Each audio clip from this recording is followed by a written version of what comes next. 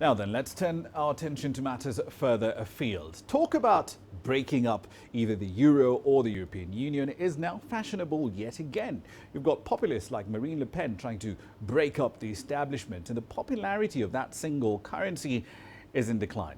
Predictably, therefore, executives and investors, and that includes JPMorgan Chase Chief Executive Jamie Dimon, say nothing at this point can be ruled out. But at the same time, you have to remember the euro has survived quite a few scares since its inception in 1999, with the political and economic elite proving to be willing to do whatever it takes, even if it's at the 11th hour, to support the currency. Let's dig a little deeper into exactly what the future for the European Union and the euro, of course, will be. Elena Casas is live in Brussels tonight with more data on this particular story. Elena, the Dutch do go to the polls in about 7 days. Can Geert Wilders build on the 12 seats his party acquired in the last legislature in this election, based on the poll data we're seeing? Yes, I mean, he's very likely to come back with more seats than he has now in the next Dutch government. He could even top the poll, although it's perhaps worth noticing that in the most recent polls, his figures have seen quite a strong downward momentum. Over the last 2 months, every poll showed Wilders, he's a very sort of right-wing populist with quite a shocking style that in many ways apes Donald Trump, as topping almost every poll conducted in the Netherlands. But over the last 3 weeks or so, the ruling centre-right party of Mark Rutte has gained a lead again. Many analysts actually are putting this down to the effect of Brexit and Trump starting to put Dutch voters off the more extreme option as they start to see exactly what consequences that's having in Britain and America. That's just a theory, of course, but Wilders' poll numbers certainly are on the slide. It's worth pointing out, though, that even if he does come top of the polls in next Wednesday's election, it's very unlikely he'll be able to form a government. The Dutch system is based on coalitions, so every ruling government is made up of several different political parties, and every other party in the Netherlands has said they will not, under any circumstances, form a coalition with Wilders, who may not even want to form the next government. He's the sort of outsider politician who's very much based his appeal on being a party of protest, and he may not even want the office of Prime Minister, many think. It's certainly not very likely that we'll ever be seeing him in it.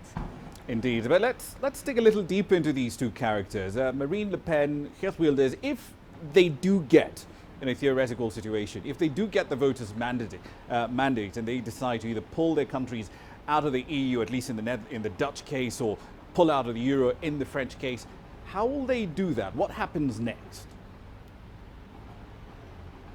Well, all of this is an extremely big if. There is a lot of concern at the moment here in Brussels and around Europe that Marine Le Pen could be the next French president. But do remember that French elections are run on a 2-round system, and the latest polls we've seen from France say 58% of the French voters believe that Le Pen is a danger to democracy. They're not just saying that they don't want to vote for her, they're saying that they believe she represents a genuine danger to the future of French democracy. And so even though it looks very likely that she will get through to this second round, which is on the 7th of May, every poll still shows whoever is up against her in that second round winning with a very clear lead. Now, as you say, if she were to end up in the Elysee Palace, Le Pen does say she wants to hold a referendum on pulling France out of the euro. Now, the euro is popular with about 80% of French voters in the latest poll, and actually the policy of leaving the euro is one of the things that acts as a major brake on Le Pen's popularity, precisely because lots of people like pensioners who might be traditionally inclined to vote for the right are very worried about the economic consequences of pulling out of the euro and the spiralling effects that returning to the franc might have on their savings. So those who are economically and fiscally conservative are kind of put off from voting for her. So yes, investors and analysts are worried that this could have spiralling economic consequences if she were to try and pull France out of the euro. But the chances of her actually managing to hold such a referendum are fairly low. It would require a parliamentary majority that it would be difficult for her party to get, and then the chance of her winning any such referendum are even lower.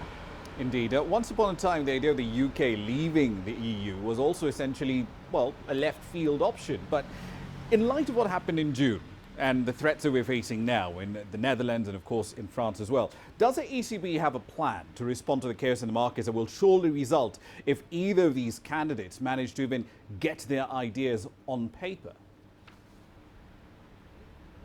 Well, this is a very speculative premise at the moment. It's certainly true that the ECB is concerned about possible populist victories both in France and in the Netherlands, but the systems do implicate lots of checks and balances to prevent any populist government doing something that could have enormous economic consequences. Wilders, of course, would need to be able to form a coalition with politicians who have refused to work with him.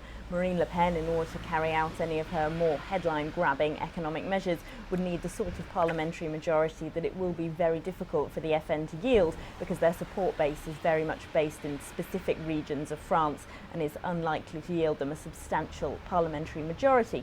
So all of this is very much a speculative scenario. But as you say, we've seen some shock election results over the last year in both Britain and America. And so economists are working on contingency plans for the future of the euro if what they consider to be the worst were to happen. Indeed, we'll have to leave it there for the time being. Thank you for that. That's Elena Casas, of course, live in Brussels.